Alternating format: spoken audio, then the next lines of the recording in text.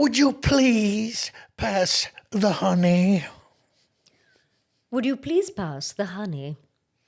That's Symmetra from Overwatch. Yes, she was. Very symmetrical.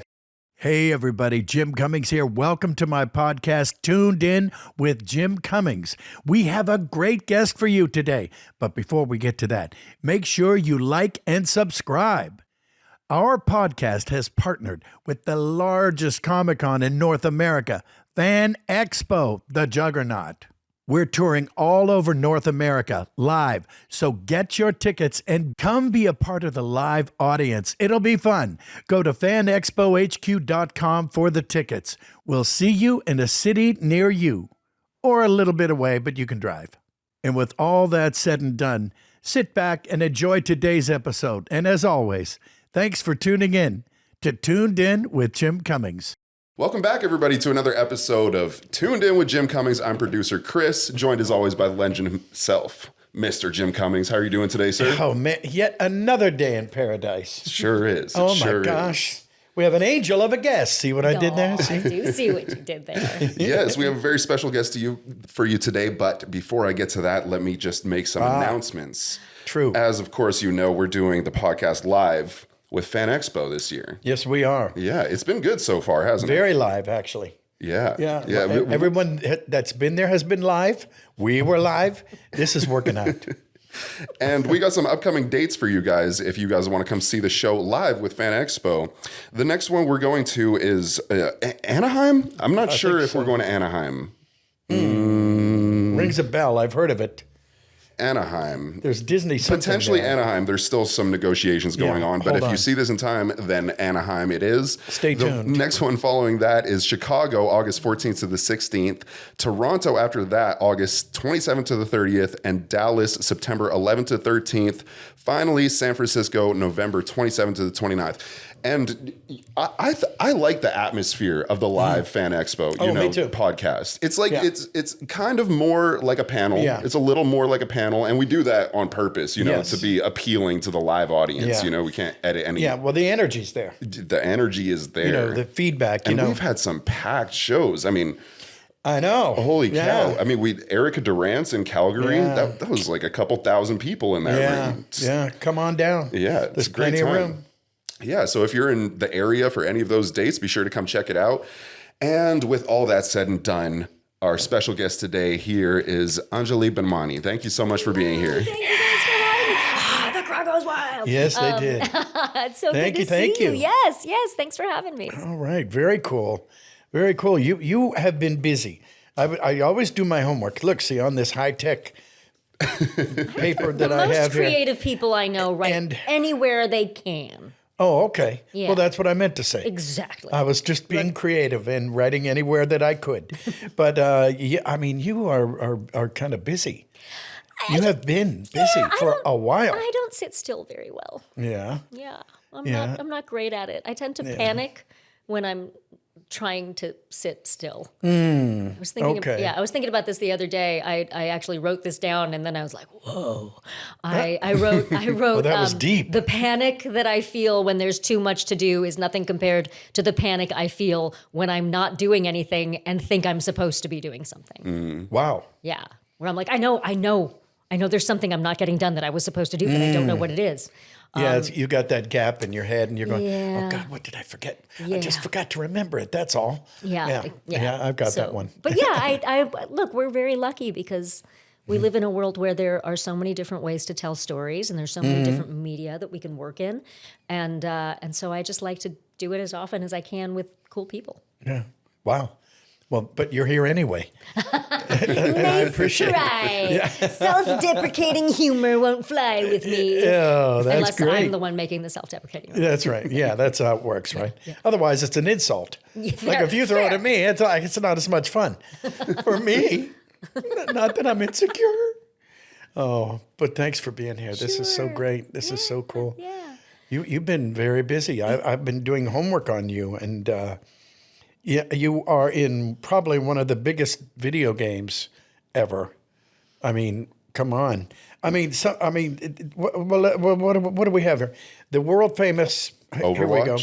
Overwatch. That's got to be Yeah. I mean, it continues to be mind-blowing to me how not just well received, but embraced and run with that game has been. And I do think there are a lot of great reasons for that.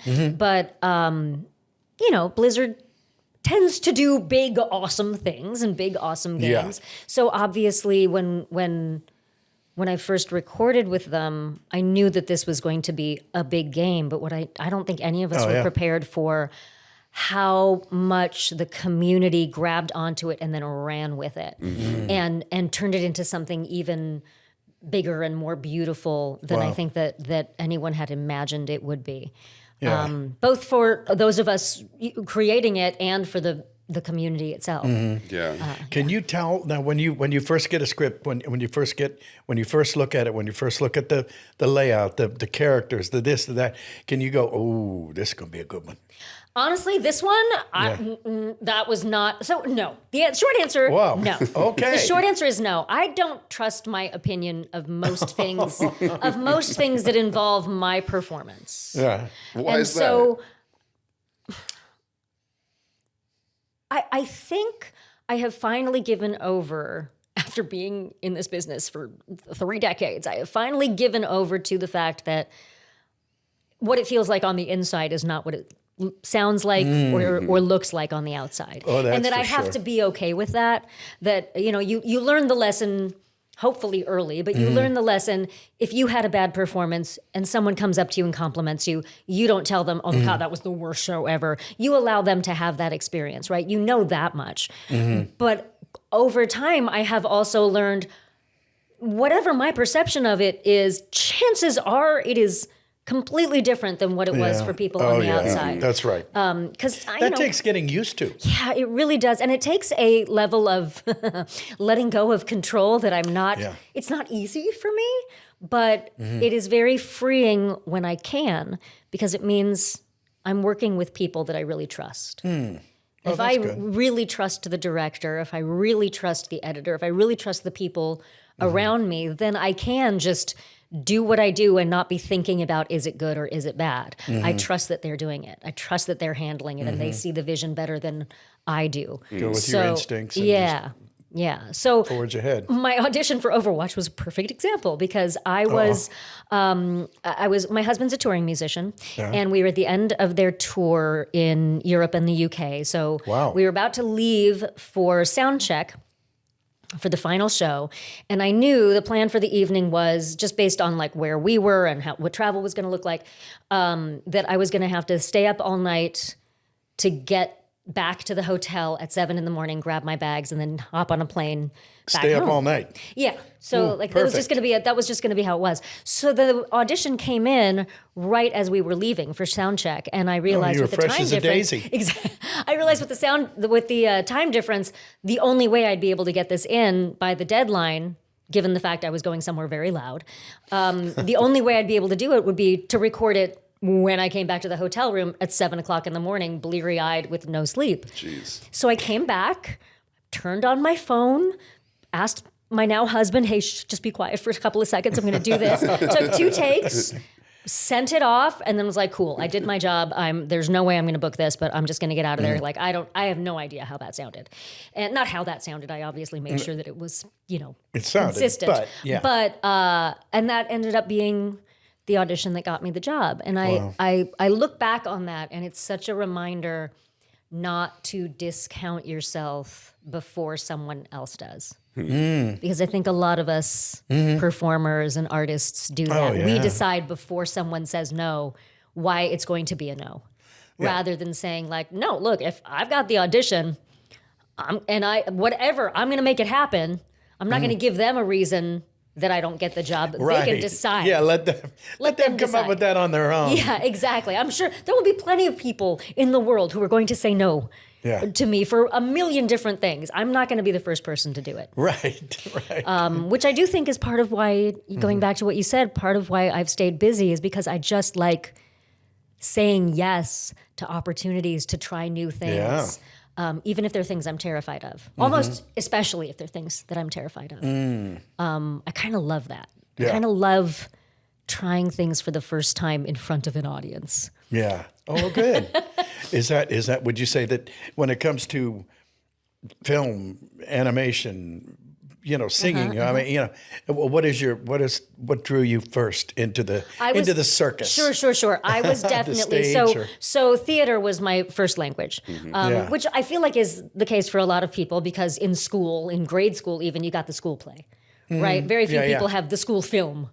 Or the school animated series, right? Very few people have that, but we all have the school play. We all have the the puppet show or whatever. Sounds like a very rich school. Yeah, if you've got that, man, more power to you. Go get it. We had school news.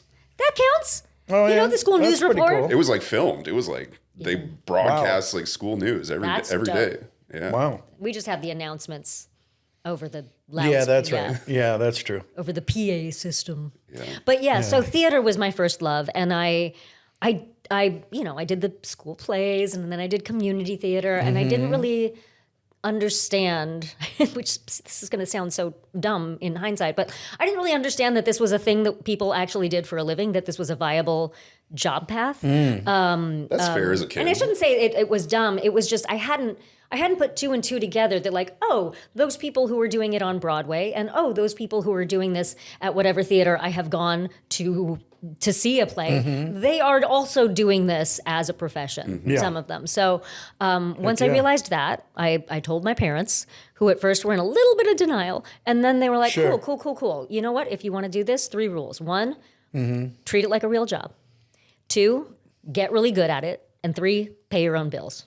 We're behind you 100%. Wow. Just do those 3 things. That's not bad. No, that's pretty darn good advice. Pretty incredible advice. Wow. And I think it's great advice to get as a young person going into an artistic field, because I think a lot of us get kind of caught up in I'm an artist, or I'm an actor. I have to feel the things. And you're like, you also have to pay the bills. You have to keep the roof over your head, right? So learn how to do that. Figure out how to do that at the same time as you're pursuing whatever exciting field you want to be in, whether that's brain surgery or acting or being a lawyer or whatever it is. Yeah, I had that too. I said, well, I want to do this and I want to do that.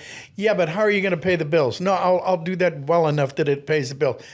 Okay, but in case you don't, because he's not going to.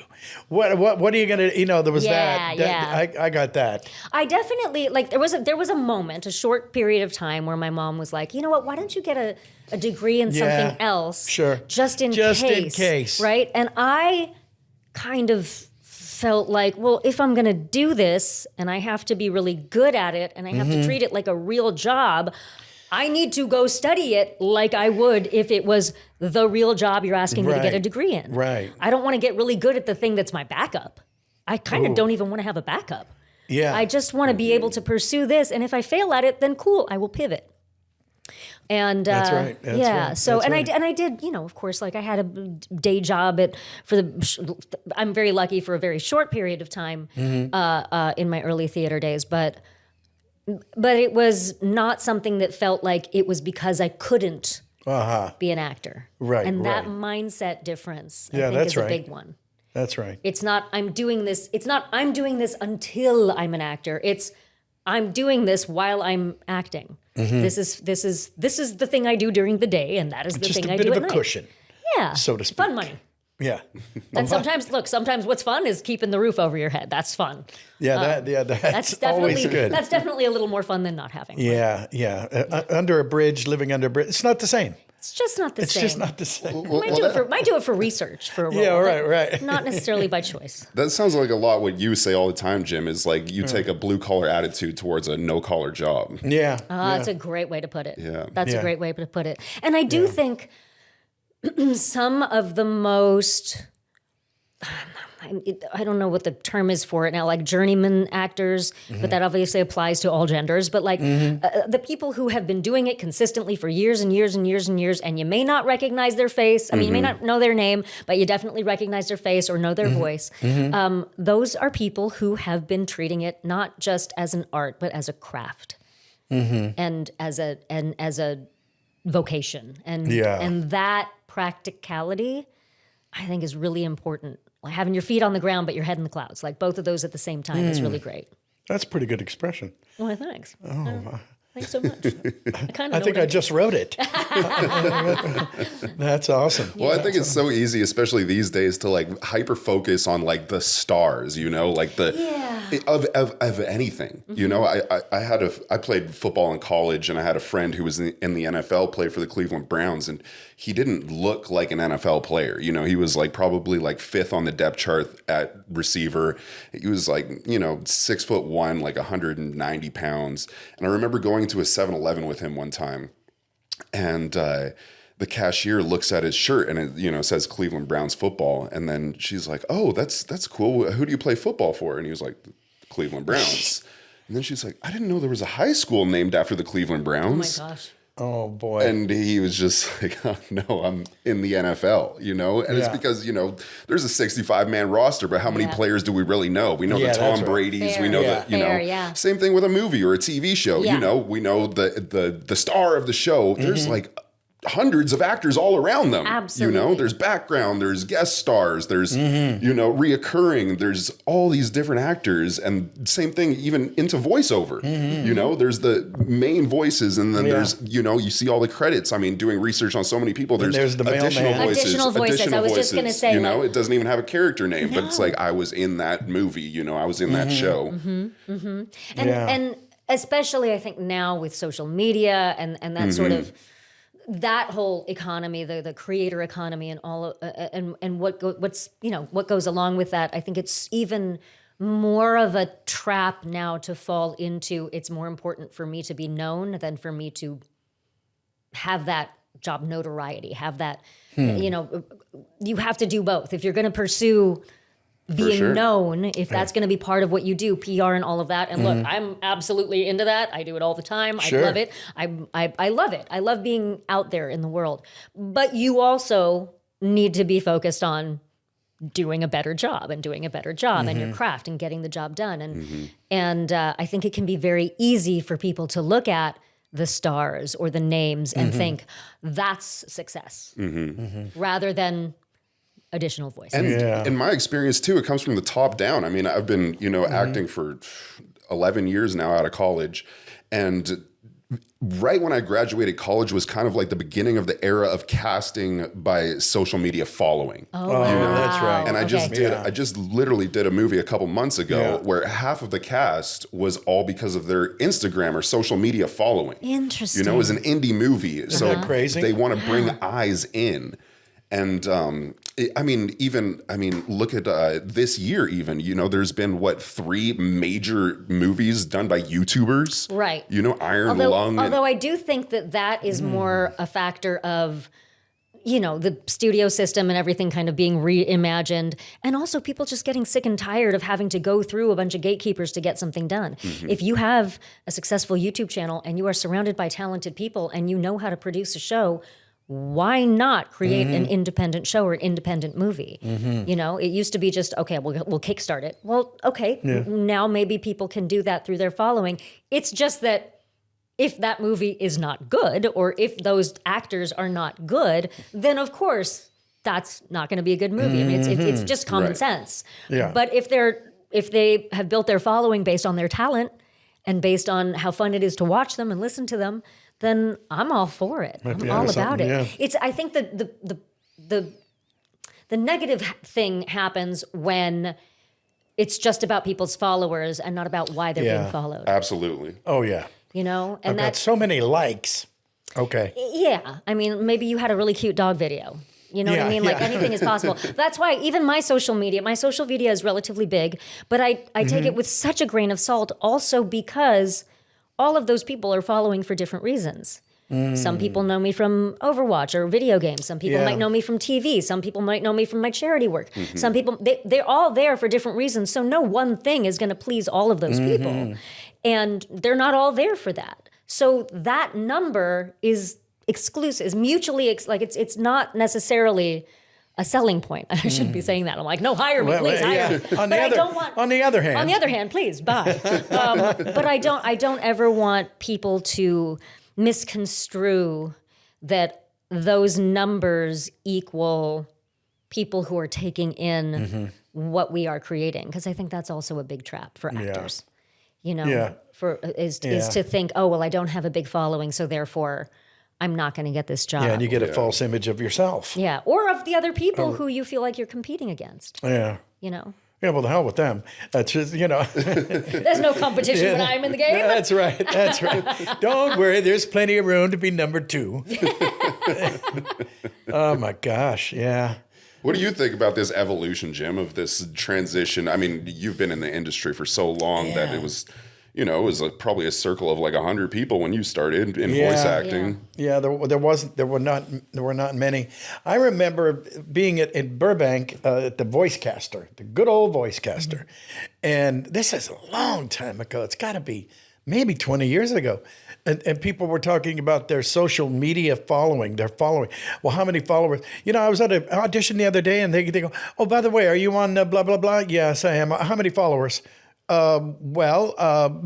know, and it's like, I can't imagine that being a factor, but it is. Yeah. And I think it's kind of stinks. I think it's unfortunate because I think it can divert people's attention from their own level of talent. Yeah. You know, from their own. I think it's so easy for people to get discouraged because of it, or to think I have to do that in order to be a successful actor. Is it helpful? Sure. So are a million other things that are helpful. And so great example, Iman Vellani, who was our lead on Ms. Marvel. She's wonderful, exceedingly talented, wonderful, grounded, brilliant person. Does not have social media because she's I don't feel like that's going to be good for me. I'm not really interested in that. That's not my jam. Cool. She's doing just fine. She's doing just fine without it. Now, I know that's an extreme example, but I think, I don't know. And again, I am very active on social media. I just hate the idea that people would think that they have to have a certain set of criteria there in order to be successful here. Yeah. Whatever here is, whether we're doing voiceover, whether we're doing TV, film, whatever. For me, it's also just been another way I'm saying, cool, I'm not going to give anyone else a reason not to hire me. Yeah. So I'm going to have whatever I need to have, or all the things, and then you decide. I think a key is to, oh, sorry, I didn't mean to. No. If you were going to say something. No, I was just thinking about Kat Susi. She played Darkwing Duck's girlfriend on Darkwing Duck, and she doesn't have any social media. Doesn't post. Doesn't do this. Doesn't have a website. Doesn't have I don't know. She might not even email. Who knows? But she just said, "Nah, it's not why I'm here." Yeah. And boom. But she's doing great. Yeah. You know, she's Morgana Macabre on Darkwing Duck. In case you're wondering. But yeah, I mean, she's great. Yeah, I'm not saying that one is good and one is bad. I just think it has to be a very personal decision, just like any other choices you make in this industry. Yeah, and it can be really time consuming. It is. It is very time consuming, and I have certainly gone through phases of like, this is not joyful anymore. Why am I doing this? So I slow down and just don't, or do it with friends because that's fun. But so much of what has worked about my trajectory through the different media that I've worked with is following the fun. Is following the fun. If it's not fun anymore, I'm kind of like, okay, there's a great disturbance in the force. What am I doing? Is there something in me that's making this not fun? Is it my expectations? Is it me being tired? Is it all of these things? Or is it just not fun because I've burnt myself out on this one thing and I need to reassess? Boy, I could not agree more. Yeah. I'm thank God I found something, but I'm just too immature to follow. Okay, well, you can make a couple of bucks doing that. Yeah, but I don't wanna. But I don't want to punch a time card because it feels like that. I've done that for real, like at a steel mill, and things like that. But I'm not good at that part. So if I'm not having fun, if I'm not getting intellectually or creatively stimulated somehow. Yeah. It's like, and I also, gotta go. Our version of fun might look completely different than someone else's. Yeah. Like, I am fully aware that to me, screaming and crying through a 3-hour Greek tragedy, that's fun. Yeah. Not necessarily someone that else's. is pretty a lot It is of pretty fun. awesome to get to leave it all out on the table and then go back home and you're like, I'm so well adjusted. This is amazing. Look at this. But so it might look completely different, but knowing what that means to you I think is also really important. And for me, one of the things that's fun about what we do is never getting bored. Is that I'm going to look for things that scare me. I'm going to look for things I think there's a little voice in the back of my head saying, you can't do that. Oh shit, I'm going to do that now. I'm going to go. Boy, I hope we can curse on here. Or bleep that out. But like, I love going to those places also, well, for two reasons. Challenging or? One, because I think the more we just push the envelope a little every day or week or whatever on what we realize we are capable of, the more we trust ourselves not to die when we do something new. And then it's not necessarily about, oh, I'm so brave. It's about, no, I have enough proof that I can try new things and survive them. So I like it for that reason. And I also like it because if I go do something for the first time in front of an audience and I don't, literally all I have to do is not die, then the world, then someone else out there might be able to say, well, she's okay. So let me try it. And that's exciting. Oh, that's nice. You know? I think that's something very unique to artists, though, because a lot of people, they seek comfort in, repetition and comfort a is the schedule death of and everything. creativity. I mean, did you guys know that they polled people? I can't name a source, but on average, people are more scared, more afraid of public speaking than death. Yeah. Than death. Oh, yeah. Well, because when you die, you're not feeling anything after you're dead. Public But speaking, you're gonna die. public speaking, you're like, I'm experiencing the horror in real time. Yeah, I heard that. I don't know what. Ooh, No, I know. I'm glad I didn't get that gene. I think know, it's me like too. it's like a primal thing too, Yeah. like Yeah. we're hardwired when you have all these eyes staring at you. I mean, Sure. other people are predators, like Yeah. oh my god, like I'm under a threat. Like why are all these there's a people lot of looking at judgment me? implied. Yeah. Implied But judgment for sure. here's another thing that helped me so much, and this is relatively recent. I would venture to say, like maybe in the last 10 years, that when I started to look at acting as a service industry, rather than looking at it as like, ooh, that audience is going to judge me. Ooh, As a are they service going to industry? pick me? Are they going to Are they going to pick me? Are they going to hate me? Are they going to like me? I don't care. Am I going to help them? Am I going to take them on a journey? What can I do for them? If I walk into, well, we don't get to walk into the room anymore, but if I walked into an audition room, when it started being about making sure everyone in the room was cool, like saying to them, okay, cool, I got you. Don't worry about it. We're going to have a lot of fun. Worst case scenario, you'll be entertained. Best case scenario, you get to go home because you picked me. Like if that's a way to walk, if I can walk into a room like that or walk onto a stage and tell people, I got you. Don't worry about it. I'm going to take you on this journey. It's going to be crazy. I'll do the heavy lifting. But at the end of the night, you get to go back to your life. It's completely intact, but you went somewhere with me. I held your hand through that. Then all of a sudden, you realize you're not that big a deal. It's not all about you. And B, you feel like you've given something rather than been afraid that you're not going to get something at the end of the night. Interesting. I love the fact we all think about at a curtain call. We think of a curtain call as applause. There's also when we come out and we bow to the audience.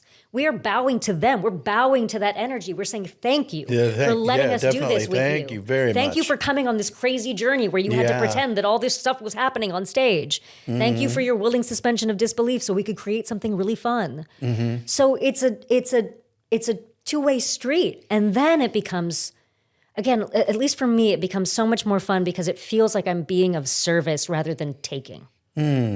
And before that... So you're doing this to break into waitressing. Is that what's happening? I got to tell you, here's the thing. Very interesting. Yeah, it's a sneaky way to do it. But here's the thing. Like, I have so much respect for servers me and too, flight sure. attendants because I do not have that level of patience. Yeah. No I don't have the kidding. patience to say to someone, "Oh, I'm sorry, I didn't tell you that spinach Yeah. was a leafy green vegetable. Let me take that off of your check." I'm a good tipper. Yeah, you gotta be. Likewise. But being able to be of service to people in general and be aware that I have a skill that can serve you. I have a skill that can make your life, I'm not going to say better, but bigger. I can expand your experience. Yeah. Put a grin on your face. Yeah. Then it feels a little more, it feels less self-centered. Yeah. You know, and it feels less, because it can also be so lonely. Especially when we're doing voiceover and we're in the booth. Oh boy, yeah. Right? It can be so lonely if you're... Well, the past few years, especially with COVID and all this, everybody's radioactive, and thank goodness that's starting to break down a bit. Yeah, and we're getting to go back into the studio again, which is great. Yeah, I mean, oof. Yeah. Enough already. I know. But wasn't my idea. No, yeah, we definitely did not order that. that was not on my, I did not order that off the Universal menu, and I don't think anyone did. But again, going back to, I don't want to, beat this dead horse over the head. What was I about to say? I don't want to keep focusing too much on this. Yeah. But again, especially during that time, how useful did you feel when you could entertain people even though everybody was stuck at home? I know I did. I felt so good that people were playing games that I could help bring to them. Or even during that time, I was doing a lot of social media that felt like it was for other people. Yeah, like, that's good. how good did it feel to be able to say, we are all in a terrible situation right now, and it is easy to feel so despondent and alone and just awful. How lucky are we to be in a position to take some of that away, to relieve some of that from people. Yeah. That's why I ended up writing my book. It was the whole same thing. It was, I just want people to know they're not alone. Even if they are physically solo in a space, they are not alone. Right. Well, you've dipped your hat, or no, that's not right. Dipped my hat whatever and dipped you my dip, toe. It's My fault. I ruined all of the metaphors. I apparently beat a dead horse over the mouth. I don't know what I did. What did I do? I don't know what I did. But you've worn a lot of hats. I have. I mean, that's a beautiful thing. Author. I mean, do you tap dance as well? I did. Oh no! Really? I wasn't great at it, but I did. I was kidding, but apparently I'm not. Ladies and gentlemen, it's a little hard to do in 5-inch heels, so I stopped. I stopped. I chose my heels. Those are serious. I know. Well, I'm a tiny human, so I like having a little height in the world. Also, my husband is 6'4", so rather than end up with neck problems, I just wear high heels. Yeah. Well, good for you. Yeah. Well, congratulations. Do you lean into any one venture the most? Is there one that brings you the most joy? People ask me this question, and I feel like I should change the answer, but it's like picking your favorite child. I can't do it. Like I not that I know, because I don't have children, so maybe you could pick your favorite child. But I think it changes moment to moment depending on what I'm getting from each one. I love each medium for different reasons, and then each one is challenging for different reasons. I do find that I don't stick with any one uniformly for long periods of time, unless forced to. I don't even mean medium. I mean like writing or performing, producing. I know you're producing. I mean, I probably, of all of those, I definitely love performing the most. And I don't really want to produce things that I'm not in, because part of producing to me, producing is helping people fulfill a dream, taking it from your head and then putting it in the world. It's producing the result of that thing, right? And so as much as I love helping other people achieve their dreams, it is so much work to put into something that might not be your own, if it's not your own. And so I began producing out of necessity because I wanted to be able to play the roles or do the projects that I wanted to see. Creative control. Yeah. And not even control, but just the freedom to be like, I have more agency to make sure this happens. I think it's okay to say control. No, but it is okay, but it's not even, because half the time when I'm producing, I don't have control. I'm it's a whole group of people that's weighing in. But the freedom to say, when you're an actor, a lot of times you're waiting for the job, right? You're waiting to be picked. You're waiting for the audition, all of those things. I don't like waiting. I have limited time on this earth. I gotta go. So for me, it's like, cool, I know I want to see that thing get made. Here are the skills that I have that can be applied to that. Yes, I am an actor and I feel like I have a certain amount of talent. I also am good at raising money. I also have a lot of connections and where I can. You're an author. And I'm an author. So I have a particular set of skills like Liam Neeson. And so if I can really apply. huge set of skills. If I can apply any of those to help further something down the line that also gives me the joy of acting in it, then it just makes sense to me. Yeah. Oh, but sure. the acting is definitely the core for me. I love performing. Yeah. On a very selfish level, I love, and I mean, I don't feel bad that this is selfish because if you're gonna work as hard as we work, you better be doing something you love. You have to like yourself a little bit too. Yeah, and so I love the tabletop performances, tabletop role-playing games that we do now. It feels like it's really come to the forefront in the last maybe 10 years, 15 years. But because you get to spend more of your time actually acting. So I love that. I love getting to improvise through the story. So you're the actor and you're the writer's room while you're playing this game. You play D&D, right? Yeah, I play D&D and a bunch of other game Do systems. you know Mela Lee? Of course. She plays as well, right? Yeah, she just started like a year and a half ago or so, and she loves it now.